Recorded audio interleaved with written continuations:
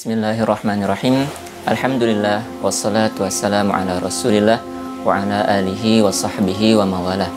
Sahabat Al-Quran yang dimuliakan Allah Subhanahu wa taala, mungkin kita pernah merasakan galau ya. Galau itu adalah perasaan negatif yang hadir di dalam hati kita.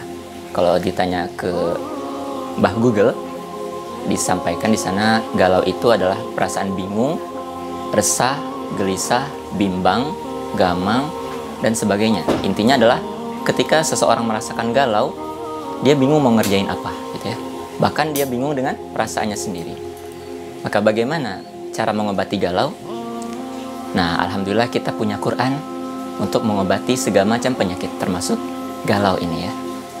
Allah berfirman dalam surat Yunus ayat 59, Ya ayuhan nasu qad ja'atkum mau'izatum mir rabbikum wa syifaa'un lima fis sudur. Wahai manusia, ya, Allah memanggil kita dengan sebutan manusia, bukan orang-orang yang beriman. Artinya apa? Artinya Al-Quran bisa bekerja sebagai penyembuh segala macam penyakit, bukan hanya bagi orang yang beriman saja, bahkan bagi orang-orang yang tidak beriman. Karena di sini panggilannya ya ayuhan nas, wahai manusia. Kemudian kita lihat ayat lain di dalam Al-Quran ya.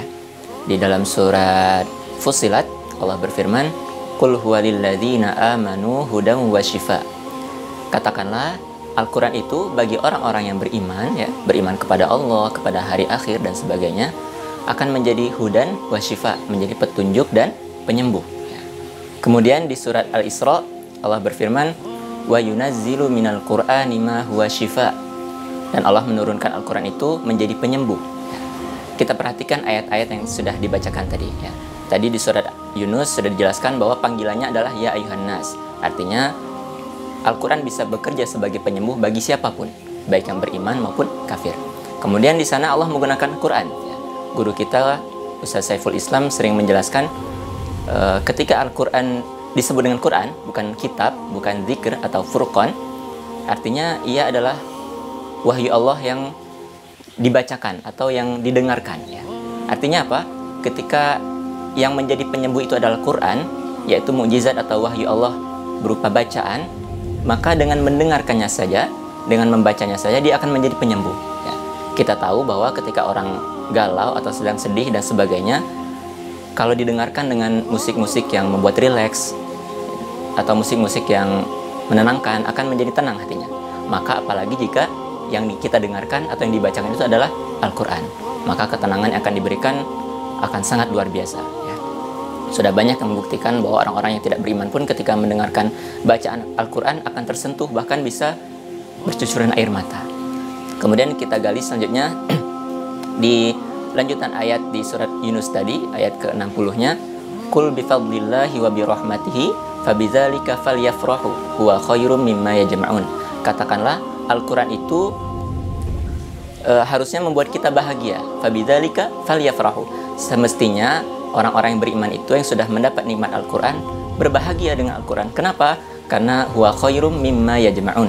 Al-Quran itu lebih baik dari apapun, dari segala dunia dan seisinya. Ya.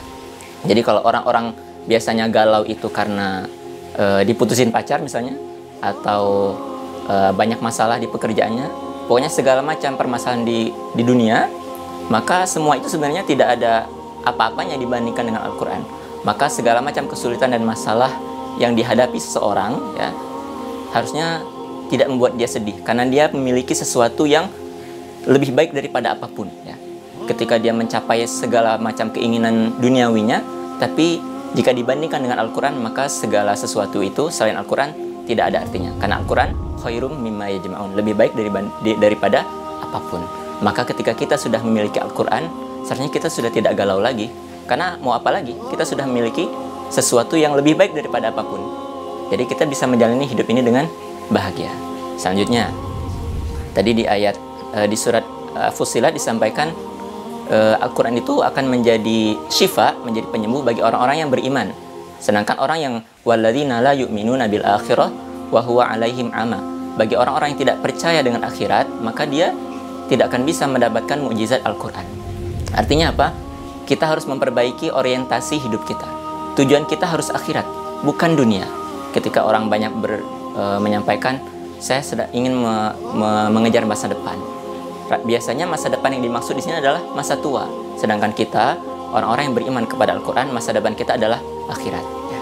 Artinya apapun pekerjaan kita, apapun yang kita lakukan, apapun amal kita, orientasinya adalah akhirat. Karena dengan begitu, kita sibuk memaksimalkan proses saja, karena hasilnya adalah di akhirat. Kalau orientasinya dunia, maka kita akan mencari hasil di dunia.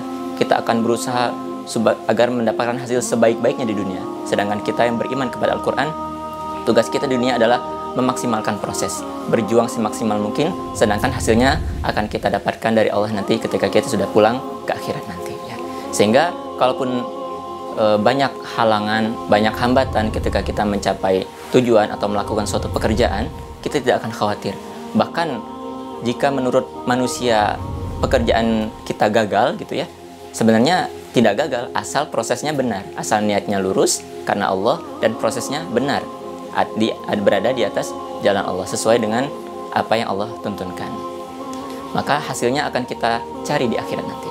Dengan begitu kita tidak akan galau lagi, karena biasanya orang galau itu antara satu dari dua atau dua-duanya. Yang pertama karena tidak punya tujuan, ya, nggak punya tujuan sehingga nggak ngerti harus ngapain, akhirnya galau aja kerjanya. Atau yang kedua, orang galau itu biasanya karena punya tujuan tapi karena tujuannya bukan akhirat, sehingga ketika pasti banyak masalah, banyak hambatan dalam proses dia mencapai tujuannya, sehingga ketika menghadapi hambatan yang sangat berat, kemudian dia galau. Sedangkan orang-orang yang beriman kepada Al-Quran, yang percaya bahwa Al-Quran ini akan menjadi penyembuh, menjadi solusi, menjadi petunjuk bagi orang-orang yang beriman kepada akhirat, maka dia yakin apapun yang terjadi di dunia itu hanya ujian saja. Bahkan ketika seseorang sudah berhasil memiliki rumah, memiliki kendaraan, memiliki pekerjaan, memiliki segalanya, itu bukan hasil.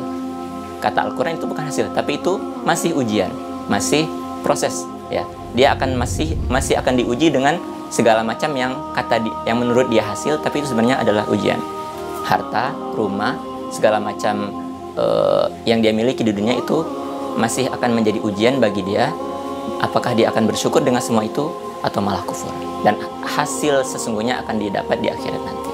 Jadi agar kita bisa menjadikan Al-Quran sebagai penyembuh bagi kegalauan kita, kita perbanyak membaca Al-Quran, bukan hanya membacanya, tapi juga mentadaburinya.